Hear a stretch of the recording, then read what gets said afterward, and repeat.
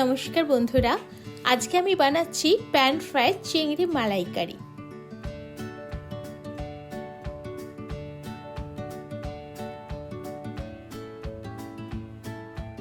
প্রথমে একটু রসুন আমি ছাড়িয়ে বেটে নিচ্ছি।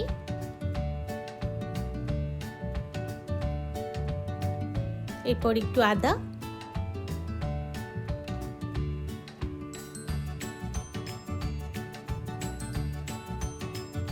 এরপরে আমি শুকনো খোলায় কাজু বাদাম একটু ভেজে নিয়ে গুঁড়ো করে রাখছি।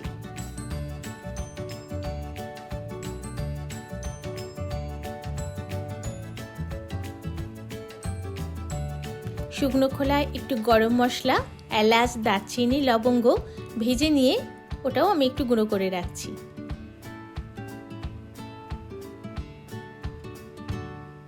এবারে আমি গোটা নারকেলটা বাজার থেকে কিনে এনেছিলাম, ওটাকে আমি কাঠাটি দিয়ে ভালো করে গাটা পরিষ্কার করে নিচ্ছি, কারণ এই জলটাও আমার দরকার, নালে এই গুঁড়োগুলো জলে পড়ে যাবে, সেই জন্য ভালো করে পরিষ্কার করে নিতে হবে গাটা।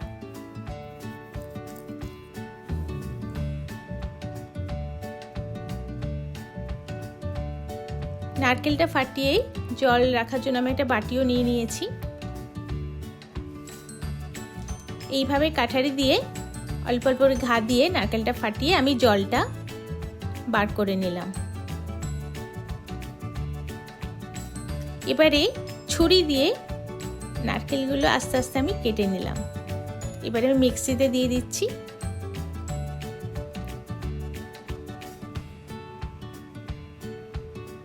মিক্সিতে দেওয়া হয়ে গেলে ভালো করে ওই জলটাও আমি দিয়ে দিলাম মিক্সিতে। তারপরে আমি এটাকে ছেঁকে নিচ্ছি।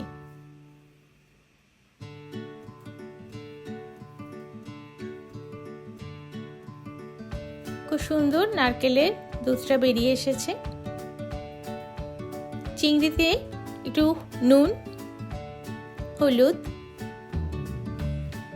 আর লঙ্কা গুঁড়ো ভালো করে একটু মাখিয়ে রেখে দিচ্ছি।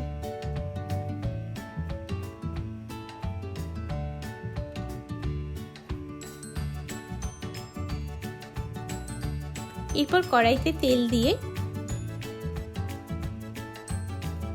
কড়াইটা গরম হতে দিচ্ছি। তেলটা চিংড়ি মাছগুলো একটু ফ্রাই করে নিচ্ছি।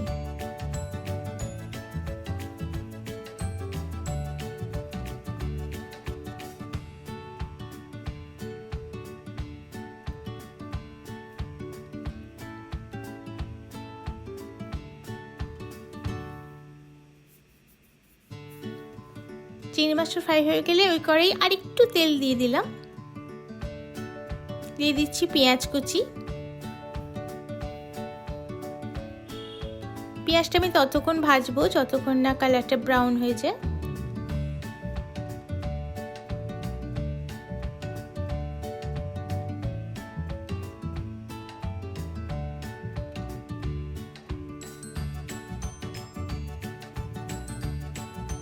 এরপর দিয়ে দিচ্ছি রসুন বাটাটা।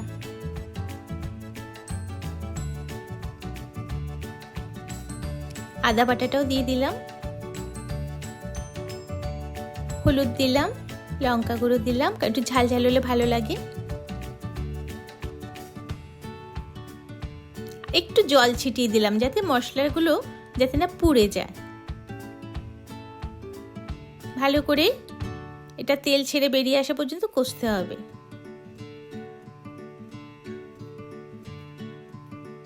এরপরে যে নারকেলের দুধটা, এটা আমি ঢেলে দিচ্ছি।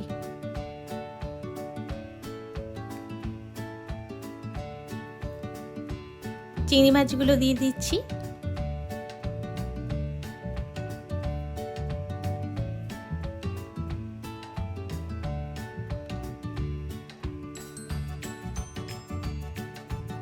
একটু চাপা দিয়ে সেদ্ধ হতে দিলাম। চাপা খুলে আমি কাজু গুঁড়োটা ছড়িয়ে দিচ্ছি। এরপরে জিরে গুঁড়ো দিলাম আর সেই গরম মশলাটাও ছড়িয়ে দিলাম। একটু নুন দিয়ে দিলাম হালকা করে, মাছে তো আমার নুন ছিল।